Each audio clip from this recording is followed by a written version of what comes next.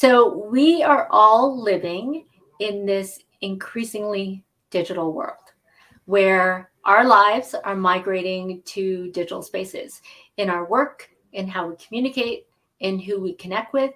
So our physical spaces are now turning more digital. And what's been clear is that this path to control who you are online across all your profiles, all your accounts with certainty can really be challenging. So the journey between the physical world and digital spaces makes it more difficult to control your identity.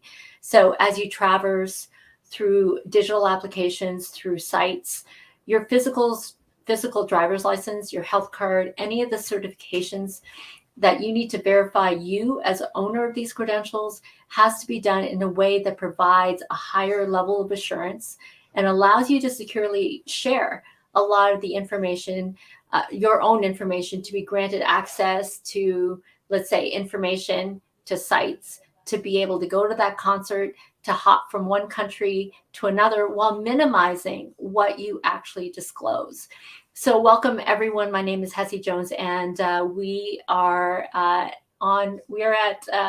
Friday, June 9th, Tech Uncensored. The emergence of verifiable credentials has been around for some time and evolving within this user-centric identity space for well over a decade. And it seeks to resolve some of the challenges as we start to transition between the physical and digital spaces when it comes to identity. Verifiable credentials is a rising standard, and it's gaining a lot of public and private adoption across the world, including the European Union. And I'm happy to welcome Lucy Yang, who is the managing partner of Identity Woman in Business.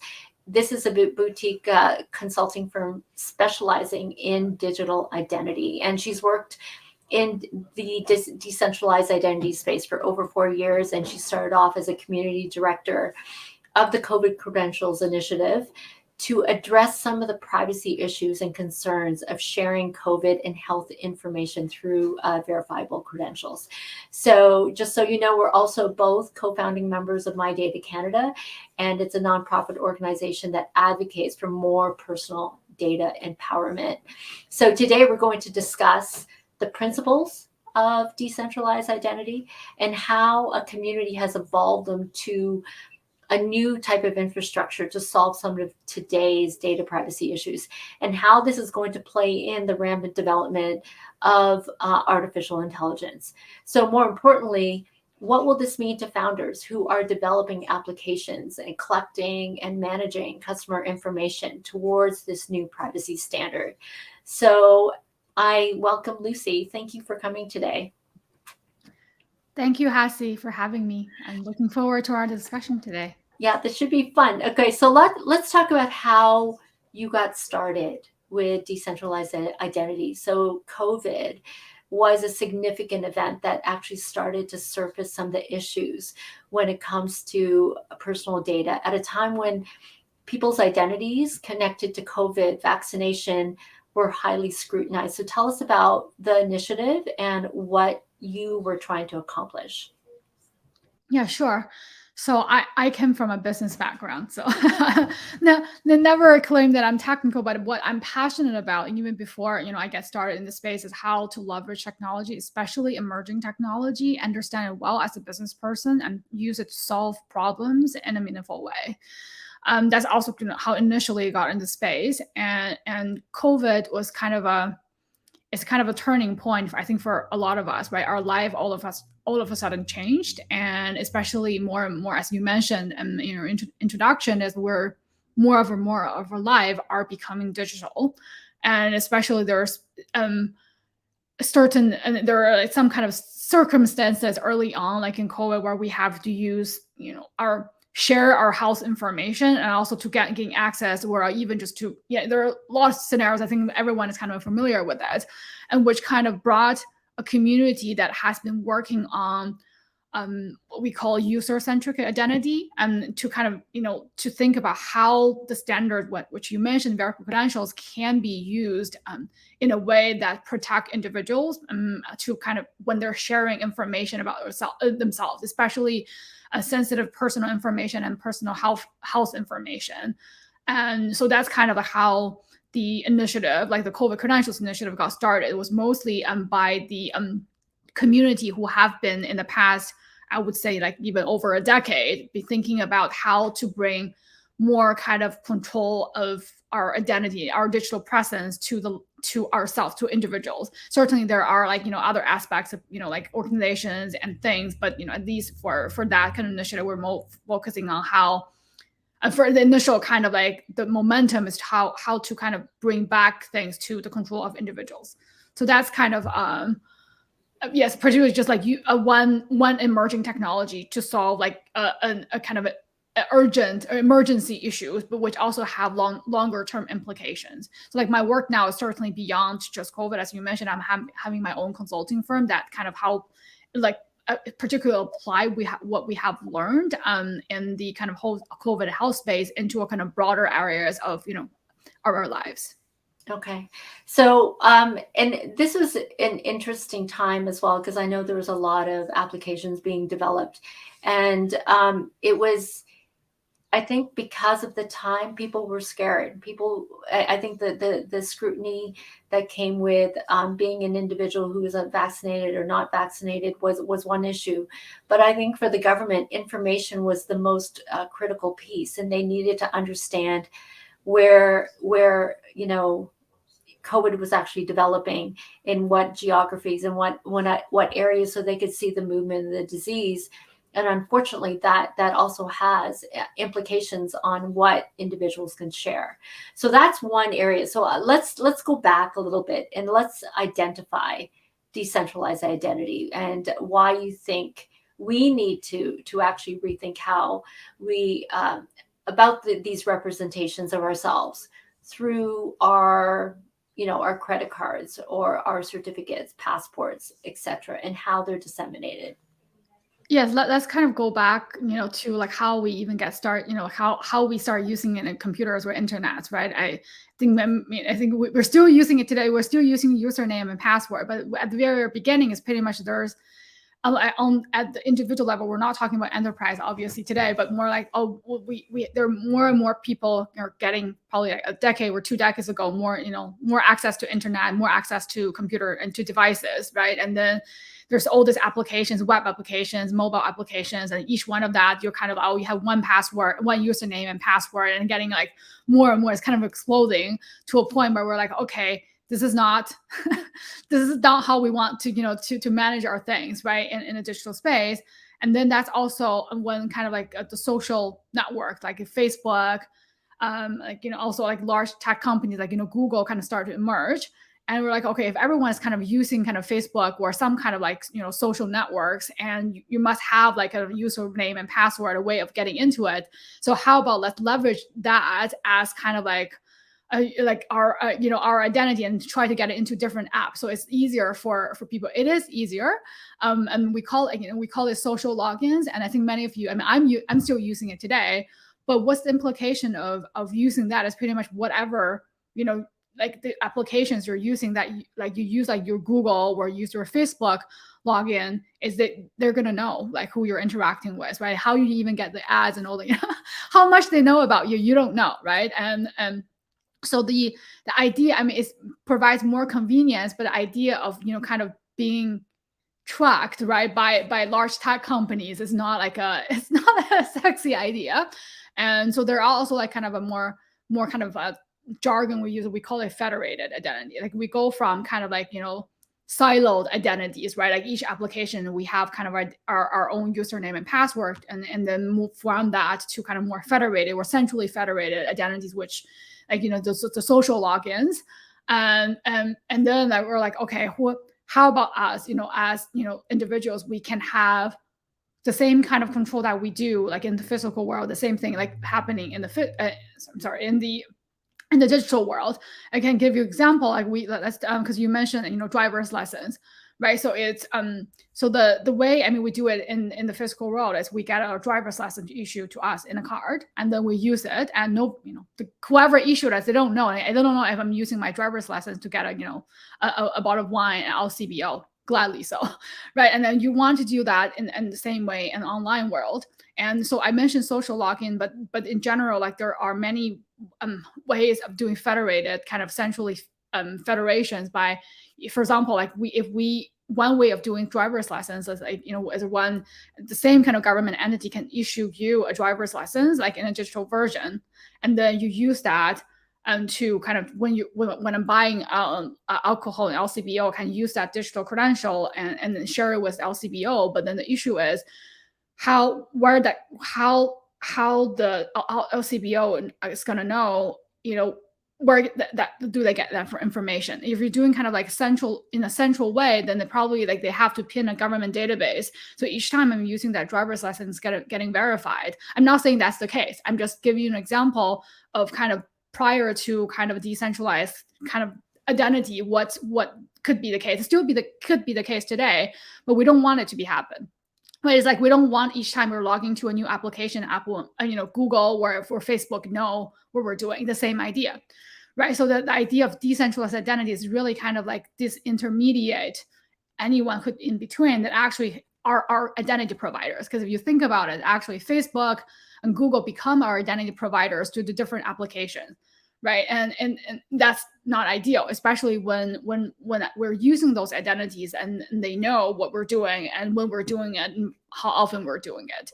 So that's kind of like decentralized, because when we're talking about decentralized, what we mean like actually disintermediate and actually let the individuals have controls, like at kind of like the center point is us. So how would this look like? So let's just say the way it works now, and let's use a simplified example. You want to go to a bar.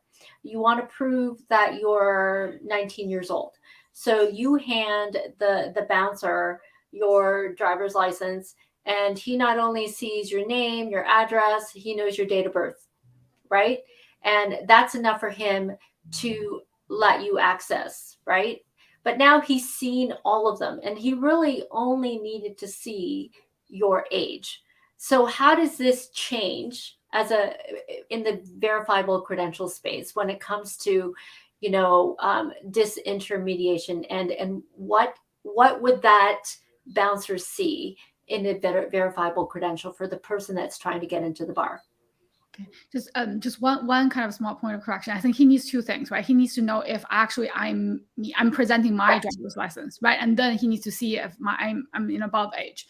And it's the same case, like he needs to know it when we're using digital version, right? So what the ideal, what we're trying to do, like with verifiable credentials. Verifiable credential is like just one piece of the technology, but in general, like how we're trying to the ideal end state is the bouncer kind of like there's some kind of verification mechanism, ideally just on his phone or a phone like provided by the bar or something that can actually verify like a digital version of it, which still like he still needs to know this is actually it's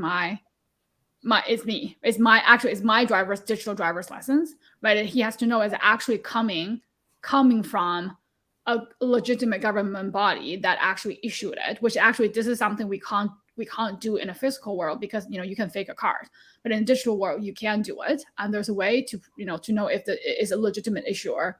And another thing is, like you mentioned, is the age, right? If I'm above age, right? And he doesn't even have to see like my birthday. He just have to know, okay, is this person above certain age, right? So that's kind of and also when he's doing it, right, he's not pinning any government database. No one is knowing that Lucy is using my digital version of driver's license to get into a bar.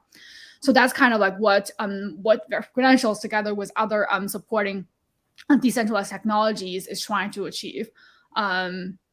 Okay, so I'm trying to think which one we should go to first. Identifying self-sovereign identity, which is the framework behind this, or actually going into what verifiable credentials are. Maybe we tackle self-sovereign identity as the framework first, and then what does the infrastructure look like within verifiable credentials? Okay. Yeah, I think it's interesting. Like you're actually using an alternative term, right? Self-sovereign identity. I just wanted to kind of for the audience and who don't know, self-sovereign identity is actually kind of is an alternative term we use for decentralized identity. We're less inclined to use it because self-sovereign is a confusing it's a confusing term. But Sounds political too. yes. So, but what I was trying to explain earlier about, what we're trying to decentralize is the essence of what we're trying to achieve. So, I mean, like, hopefully we're not kind of like, getting confused by the term, but I hope that the audience get like the essence of we're really trying to give individuals like, more control of their digital presence, and also especially the way they have been doing in a physical world, where we're not trying to kind of give anything like too kind of mysterious or anything, right? It's like we have done things in a way like in a physical world that we're familiar with that also works. I mean, a lot of time towards our benefits without having to kind of let anyone know we're doing something with our physical card. We want that in the digital world as well. So that's kind of like the kind of control an individual can have of our identity and data online. This is what we're trying to achieve, regardless of the terms itself. Okay, so go down that path. Okay, let's go down now. Self-sovereign identity. Okay, same principles. So can you talk a little bit about some of the elements of it, like user centricity, control, trust, and interoperability? Yes, I think we touch upon like user centricity a lot, right? Like, I give some context of how we started initially. So I'm not gonna go down, dive deeper there. But I think the one thing I want to highlight is the interoperability part we're talking about. I think like it was user centricity, and sorry, there's what is the second thing you're saying? There's trust. Yeah, trust. I mean, yes, trust is really hard. I mean, how to put it, like, so there are multiple existing kind of writings where like that are around like the principles, which I'm happy to share. Like so like the audience can read it.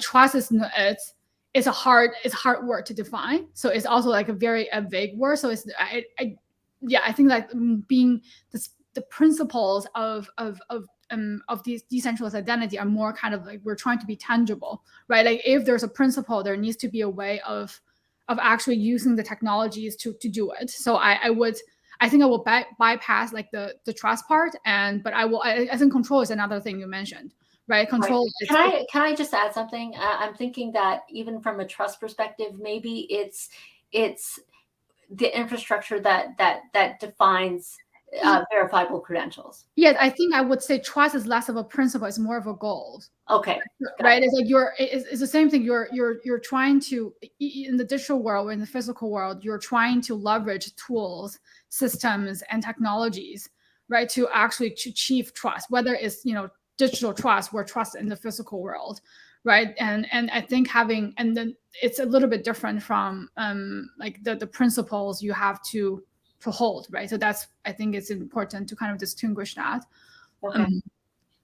So and the last one was interoperability. Interoperability. I think it's and I think going back to kind of like the earlier context of provided. So when we were looking at identity, when I first started in this space, I didn't think about it. I think about identity as username and password, but I didn't think too much about identity in the sense that how institutions have been prior to like internet age, or prior to we have even computers, right? We have identities like in a just like a purely physical world that that's needed by institutions, our schools, right? The companies.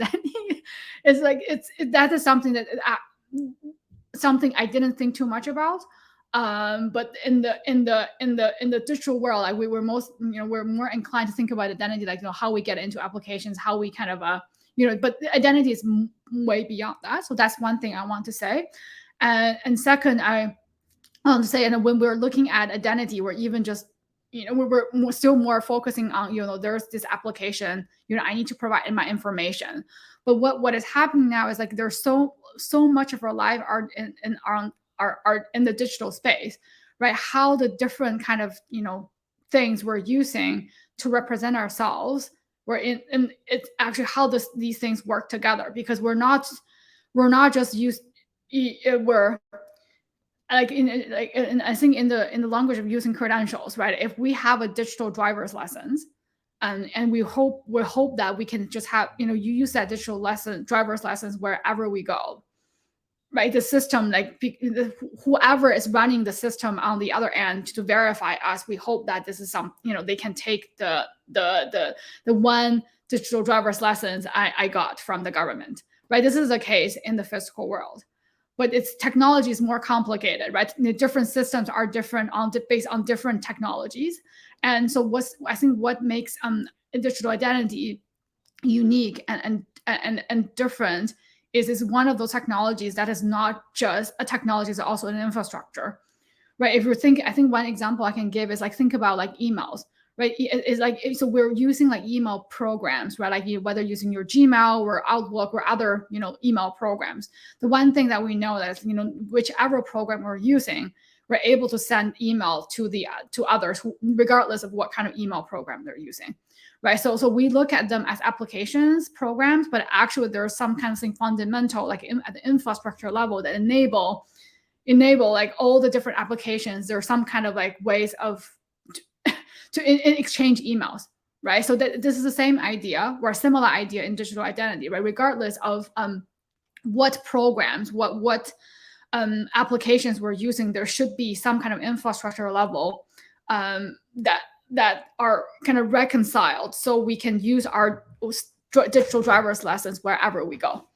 So that's kind of like interoperability piece. That's why interoperability, it has been highlighted as a very important principle. I mean, there are different versions of principles, but this one is certainly a very important one to highlight. The one thing I want you to talk about a little bit, because before we started this program, one of the principles that we had discussed was about the ability to kind of tamper-proof the information between entities. And what you had told me was that we wanted to create a higher level of assurance, and that tamper-proofing is not necessary. It could be a goal, but is it? Are we there yet? So I think it's a better word to use is tamper evident. It's really hard to tamper proof. And so the reason why I'm saying it, so verifiable credentials and decentralized identity leverage a lot of modern cryptography.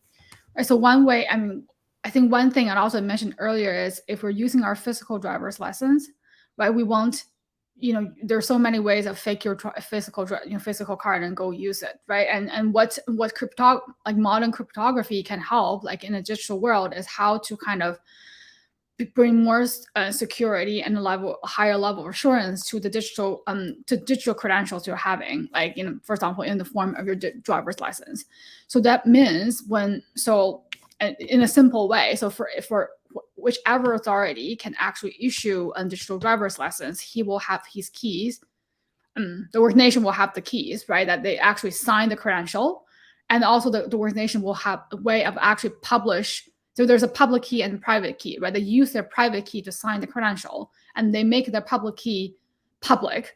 So, and for example, on their website, right? So whoever the verifier is, right, can actually use that public key to verify if an incoming credential is coming from that issuer, right? So that's something that you don't see in the physical world, and so which means, right, if for example, if I issue, if I somehow have the tools to actually issue a credential to you, Hasi, and says, oh, this is your driver's license, there's a way of a verifier can know actually this the public key that is paired with the private key that signed the credentials. It actually doesn't from like the authorized entity that can issue driver's license. I hope that I explained in a simple enough way, but the idea is there's some kind of modern cryptography in place that help, that can help improve the level of assurance of a credential in the digital world. I want to highlight like one of the comments that came through from William, because he said we need more training for normal people. Especially as they trust more big data and with the information that's already out there. It leads us kind of into before we get to the next question about like the rampant adoption of generative AI. Can you just provide the basis of verifiable credentials, like the three entities that conform to the foundational infrastructure? Okay, it's not too different from what we have in the physical world. If you think about like, let's keep using the driver's license scenario, right? There's an issuer that is a government body that issued the credentials, right? There's a holder, which is me, could be you, could be me, right? Individuals who actually get that credential issue from the government entity, and then I need to use the credential. Like for example, I go to LCBO where I go to a bar, right? There's the LCBO, the cashier is gonna need to verify my credential, whether physical card or digital version. The same thing with the bouncer, right? These are kind of the three key players in the what we call it the trust triangle, and it's the same thing in the physical world and the same thing in the digital world. But one important kind of a party that we sometimes miss is like I think it's like there. So these credential issuing and holding and verifying there's not kind of like in a vacuum. There's actually certain rules and policy that are guiding it, right? It's the same idea in the digital world, right? There needs to be rules like who are legitimate issuers of a driver's license, right? So actually the bouncer or the LCBO knows like who they should trust as the issuer, right? All this kind of a governance and the policy level of that kind of role is also very important. And I think whether it's in the physical world or in the digital world. So, from what you're saying, is that to actually be part of this circle of trust, I guess, there needs to be verifications around that too, right? So, to be yes, you are a government entity and you issue driver's license, but, and so from that perspective, by you being already part of that infrastructure, does that still provide make you still more vulnerable to, let's say, breaches, etc., and the possibility that somebody may tamper with your infrastructure to create an identity that may be false? Is that possible as a verifier? It's possible, and I think I mean there I think that there's no perfect technology. There's risk still there, right? For example, like on the issuer side, how like the government entity manage their employee logins, right? Like how they manage that so that the only authorized individuals can actually issue credentials and to the holders, like to you and I, right? Are they also like doing it responsibly, right? So that's kind of the things like you have it in the physical world, the same thing in the digital world, and also like they have our data, right? The issuers do have our data, right? How they guard that data is not different whether with verifiable credentials or without.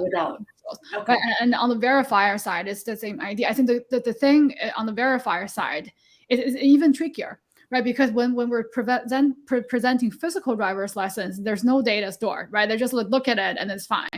And then now like the verifier's decision is like what I think there should be policy that says what the verifiers can actually data they can take and store, right? And also on the verifier side, there's also some of their decision is how they're going to deal with that data. Do they even want the data in the first place? Because when I'm presenting the information, even if verifiable credentials to a certain extent it can enable like me to selectively disclose information. It's still information. When it gets to the verifier, it's got to the verifier, right? So that's on their side, whatever they have to do to safeguard their system and data is still there, right? Okay. Even on the holder side, it's still like how I can safeguard my wallet, right? If I have a wallet that holds credentials, and how losing your phone could be actually a way of letting other people Right. access your thing, right? These things are still it exists before, they still exist, but certainly the way like the credentials work, right, and also the cryptography works certainly help improve assurance and security in some way. Okay, so let's talk about control, or maybe lack thereof, especially now that we get into more of the generative AI stuff, and where I think things are moving much faster. And there is this, I mean, the issues that exist even before AGI are now going to be faster, like manipulation and let's say creation of fake accounts. How does that impact verifiable credentials, like vice versa? Yeah, so I just came back from one of the largest identity conference in North America last week. I think one thing, like in the keynote, that what we're being discussed is like impersonation, right? It's pretty much like example I can give. How do I know I'm actually speaking to Halsey Jones now? right? You could probably be like an image, like created, like that look like you, very much like you, or exactly like you by AI, and also like your voice is also mimicked by AI. But I don't know. But in this scenario, like the risks of me being, getting into any kind of fraud where it is low. But if you think about if someone is is kind of important person, like the AI is actually, impersonating that person, so you can get people, get into people's like bank account, all this kind of stuff. This makes a digital identity even more difficult, right? So the kind of reflections we're doing at the conference, like how our tools and technologies and infrastructures need to evolve to actually to keep up to date with how AI and other technologies, the development of other technologies, right? I think this is quite a kind of like scary example. Evolving, Yeah, yeah. if you think about it. Okay. But So credentials can help, right? Like if because the things that yes, the AI, where some malicious can use AI to impersonate you, but the chances of them actually getting getting control of your credentials, which potentially in your wallet, where you're some kind of like secure encrypted data vault, it's still low, right? okay. So how to kind of like use digital identity, like secure digital identity technology properly to help kind of prevent kind of impersonation is something that we certainly need to think more about these days. Okay. Yes, absolutely. Okay. So last question, because I know we're running out of time. So for startups who are developing, let's say, applications in this space, and increasingly many of these applications are going to collect and manage customer information, what should they know about how they can get started to integrating verifiable credentials into their tech? Yeah, I think that great questions, because the reason why I mentioned earlier, like don't think identity, especially digital identity, just as logins where users and password anymore, right? It's an actual infrastructure. I know that many of the current problems are existing solutions that companies can use, but as things evolve, like government are looking into how to build infrastructures to provide better public services, right? In the world of identity, and more companies are actually adopting standards. Like the infrastructure I mentioned is actually standard, right? It's our standard that enabling us to exchange emails. They're also open standard that we're using to build identity infrastructures. I think for companies who are building applications, they need to first understand how actually, what a go beyond just, understand identity that in a way that beyond just identification, like username, password, authentication, authorization. They're still there, but there's way beyond that, right? How a person's identity digital representation online, and how that kind of connected with the broader data space, right, of the services or product you're providing is something important, and having that understanding, and then come back to, okay, how these new kind of infrastructures could potentially impact them. I think a lot of companies, they don't have to do a lot these days, but even just start to understand digital identity is becoming an infrastructure that is very important, as part of like cybersecurity or like privacy part. It's something that even us, we're trying to understand more, because like cybersecurity, privacy, and digital identity has been three things, but not necessarily actually connecting well, like from a kind of an industry point of view. But I think at the end of the day, like an application, right, like a software provider, right, an application provider needs to think about, all of these aspects, and understand it, and being in kind of trying to keep up to date, so when the time comes, they can evolve accordingly. Yeah, So I think the one thing that I would always advocate is that, especially if you're starting a business and you're developing like some kind of digital platform, that privacy and security at the very least has to be at the foundation of what you're building. You can't kind of add it on afterwards. It now, because of regulation, because of the concerns that we've outlined here, are need to be addressed at the very foundation of building that business. yes, I think one thing I would add is not only just risk reduction, but also potentially business value, right? Because as now, like the one key difference in the digital world in terms of identity is more and more people can become identity providers, can become issuers, right? The data you have about people, right? That can be valuable for the individuals, but Absolutely. also using new technology, you can enabling them to have more control of that. So you're actually providing more business value to to your customers and potentially to your partners, which will actually help you, will help your business, right? Think also start to think about that way too. That's something like we have been helping many of them our clients with. Okay, thank you. I think that's all we have for today. Thanks, Lucy, for joining us today. Thank you, Hassie, for having me, and thank you everyone for tuning in and we're watching it afterwards. Right. You can actually connect with Lucy on LinkedIn, by the way. And there, I know she and Kalia Young are doing a lot of amazing work. For you, our audience, if you have any great ideas on topics that we should be covering on the show, email us at communications@altitudeaccelerator.ca. We are also on podcasts. So Tech Uncensored, wherever you can find your podcast, that's where we are. Thank you for joining me. I'm Hessie Jones. And until next time, have fun and stay safe. Thank you.